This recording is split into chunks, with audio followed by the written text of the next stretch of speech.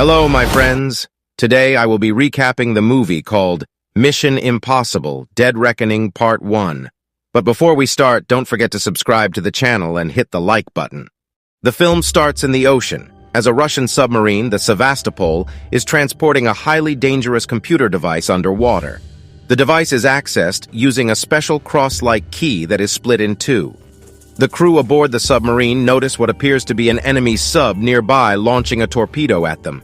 They fire their own torpedoes, but soon are surprised to discover both the other sub and their torpedoes disappear, as if they were never there. The crew's own torpedo comes back toward them and destroys the sub, killing the whole crew on board.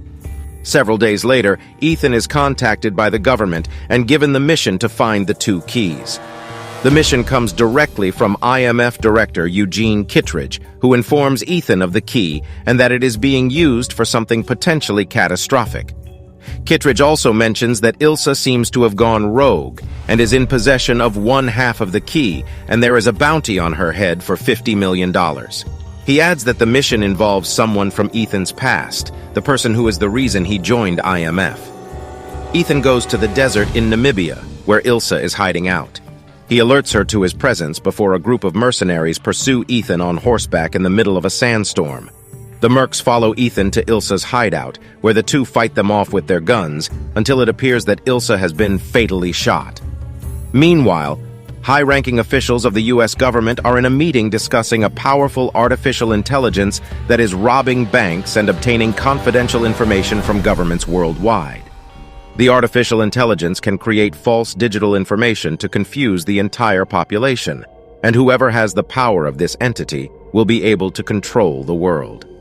Kittredge meets with the heads of various intelligence agencies, known as the Community, led by Director Denlinger. They report on the computer device known as the Entity, which is rapidly self-learning and sentient, having been involved in several network infiltrations, including the Russian sub. They say the entity cannot be destroyed, so their best bet is to control it. Kittredge brings up IMF, just as Ethan, in disguise, uses knockout gas to incapacitate everyone except Kittredge, giving him his own mask. Ethan knows that Kittredge put the bounty on Ilsa, but a flashback shows that she is still alive and gave Ethan her half of the key before fleeing. Kittredge warns Ethan that whatever he is about to get himself into now is unlike anything he has faced. Ethan then uses a mask of Kittredge so he can leave the building, and he shoots Kittredge with a tranquilizer dart.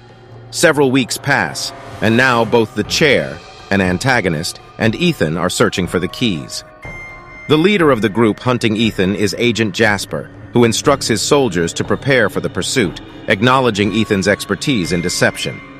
Ethan meets with Benji and Luther to discuss the entity and a plan for catching whoever is responsible for it. They learn of a buyer going for the key at an airport in Abu Dhabi. They develop a plan in which they will have to steal half of the key from the buyer and take the opportunity to ask him what the key is for. Ethan goes in search of that man and finds him, but when he looks for the key, he realizes that he no longer has it. A girl just stole it from him. This girl is not a spy, she's just a thief, and her name is Grace. Ethan quickly tries to confront her and takes the other part of the key from her. He explains that she has gotten into big trouble by accident. Ethan doesn't know what the key is for, but he wants Grace to give the entire key to the buyer so that this man, having the complete key, can take them to the place where the keys should be used. Despite being a thief, Grace accepts the deal to earn a lot of money. They find that the buyer is dead, killed by a mysterious assassin known as Paris. Ethan then loses track of Grace after he spots a mysterious man known only as Gabriel, who then appears to vanish into thin air. Jasper and Degas then find Ethan and chase him through the airport, but he manages to get away. Although Ethan chases her and tells her to stop, Grace manages to get away and takes a flight to another location. Ethan must evade the agents who are searching for him. Ethan successfully escapes from the airport. After seeing Gabriel, Ethan tells Luther and Benji that they are terminating the mission. Ethan tracks Grace to Rome, where she is apprehended by police with numerous fake passports and identities that are wanted all across the globe for numerous crimes of thievery. Ethan poses as her lawyer and learns that Grace was hired by an anonymous third party to acquire the key half. Ethan asks Grace if she knows what the key is for, to which she replies that she doesn't know anything. She was only hired to steal his half of the key at the airport, and they had agreed with her client that it would be delivered tomorrow at a party. On the other hand, we see Ethan's old enemy called Gabriel. He arrives at the Italian police station and forcefully asks the captain about Grace's whereabouts. Meanwhile, the agents are about to capture Ethan. He runs away, and Grace takes advantage of the crowded corridor to pretend to be a stalker.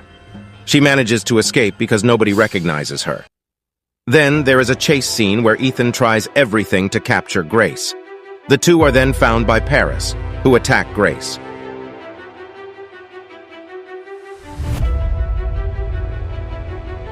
There is a shootout between the Italian police, CIA agents, and the mercenaries. They flee together in a car and drive all over Venice.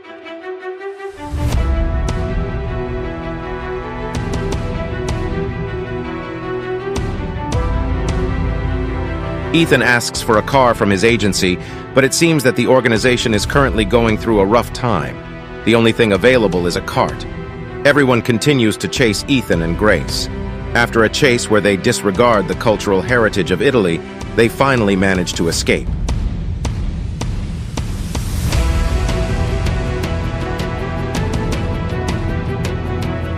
However, since Grace doesn't trust anyone, she abandons Ethan in the yellow cart, just as it is about to be hit by a train. Fortunately, Ethan escapes at the last second. While walking with handcuffs on his arm, his friends come to rescue him, including Ilsa, who joins the group. The group goes to their lair, Ethan reunited with Benji, Luther, and Ilsa as they discuss the entity and Gabriel. They know the person who hired Grace to steal the key was the well-known dealer named Alana. Additionally, his friends believe that there was a suspicious person at the airport whom artificial intelligence protected by deleting him in real time. However, that person showed his reflection, and Ethan realizes that it was Gabriel, a dangerous enemy who enjoyed causing pain. Before Ethan joined IMF, Gabriel had killed a woman close to Ethan named Marie. Gabriel had destroyed their world, leading them to become who they are after joining the Mission Impossible force. Ethan tells everyone that they should leave because if Gabriel and the entity worked together, they would be facing an enemy they might not be able to defeat.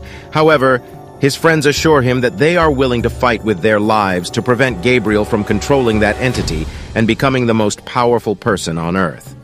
They make arrangements to go to a party in Venice where Gabriel will attend. At the party, Gabriel finds Grace and brings her to Alana. Ethan and Ilsa find them as well. Alana reveals that the half of the key Grace had all this time was fake. Upon hearing this and being cornered, Grace understands that she only has one original half of the key, the one she stole from Ethan. So she hides this half in Alana's guard's pocket. When he searches it, he can't find anything. Later, Alana informs them that she already had the other original half of the key saved. She tells them that she had powerful nations as allies with nuclear powers who were willing to pay fortunes to obtain the key since these countries wanted to dominate artificial intelligence. However, Alana also doesn't know what the key is really for, so she doubts whether to sell it to a country or give it to Gabriel. Gabriel talks up the entity, and how Alana also knows why they must bring the key to it. The entity is seemingly omniscient and knows several outcomes of events. Gabriel states that either Grace or Ilsa will die before the key is delivered. Despite Ethan trying to convince her not to work with the villain, Alana remains firm in her decision. Gabriel bids them farewell and gives them 1 day to hand over the key. Meanwhile, Ethan manages to escape from Alana's guards, and Grace regains the half of the key. The team scatters as Grace runs through the streets, only to be caught up to by Gabriel by the canal. Grace tries to defend herself, but she is overpowered. On the other side, Ethan tries to run towards her, but the entity poses as Benji to send him in the wrong direction. He is found by Paris, who fights him and is defeated, but Ethan chooses to spare her life.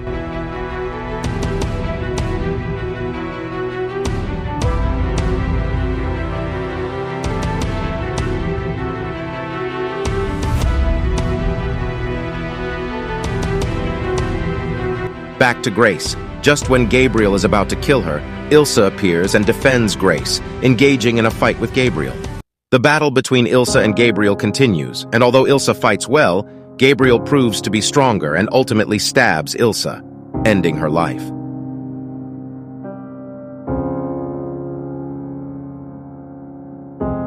Unfortunately, Ethan arrives late and sees that his best friend has passed away. Grace joins Ethan, Benji, and Luther as she feels remorse for Ilsa's death, but Luther assures her that she is not to blame. Ethan makes a promise to protect Grace, while Luther heads to an off-grid location to break down traces of the entity on his hard drive. He also tells Ethan not to kill Gabriel because he's the only one who knows what the entity needs the key for. The new plan is to tail Alana as she is set to meet with a buyer for the key on the Orient Express. Benji makes a mask for Grace to pose as Alana, but when he tries to make a mask for Ethan to pose as her brother, the mask machine malfunctions, forcing Ethan to come up with a new plan to board the train.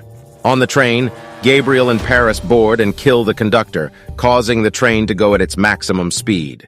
Ethan rides a motorcycle and tries to find a good position to jump on. Grace incapacitates Alana and poses as her. Meanwhile, Gabriel and Paris encounter Denlinger, who hopes to align himself with the entity. He talks about the Sevastopol, which was testing its stealth capabilities using the entity's network, but instead took control and tricked the sub into blowing itself up. When Denlinger says he knows where the sub is located, Gabriel slashes his throat and then prepares to kill Paris, saying that she will betray him. He stabs her and flees.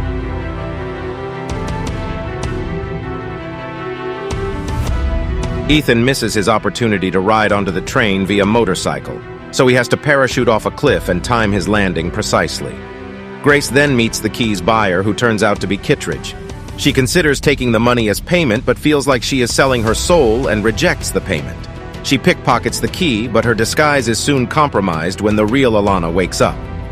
Gabriel's goons try to go after Grace, but Ethan crashes through the window in time.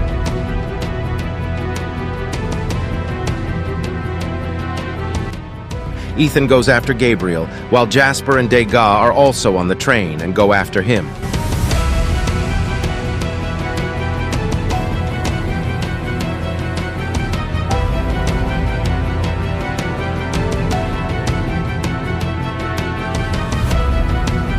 After a long fight, Jasper and Degas corner Ethan before he can kill Gabriel, allowing him to jump off the train.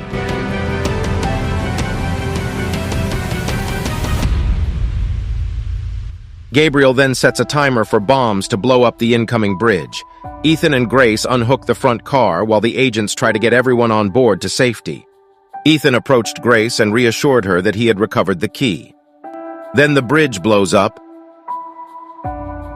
and Ethan and Grace have to climb through multiple falling cars.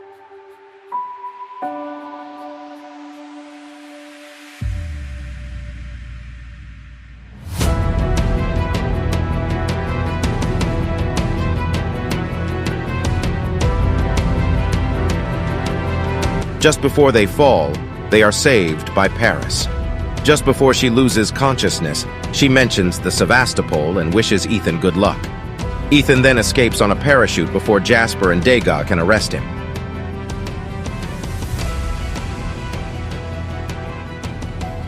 Grace then finds Kittredge and says she wants to join IMF. Gabriel appears content in his victory until he realizes Ethan switched the key he took from Grace with a lighter, causing him to scream Ethan's name in rage. Ethan reunites with Benji, now in possession of the key. Kittredge's voice is then heard addressing Ethan, as his next mission now involves finding the Sevastopol and saving the world. He also wishes Ethan good luck. Thanks for watching this video. If you enjoyed it, make sure to hit the like button and subscribe to my channel for more content like this. I always love hearing from my viewers, so feel free to leave a comment below with your thoughts on the video or any suggestions for future content. Once again, thanks for tuning in, and I'll see you in the next video.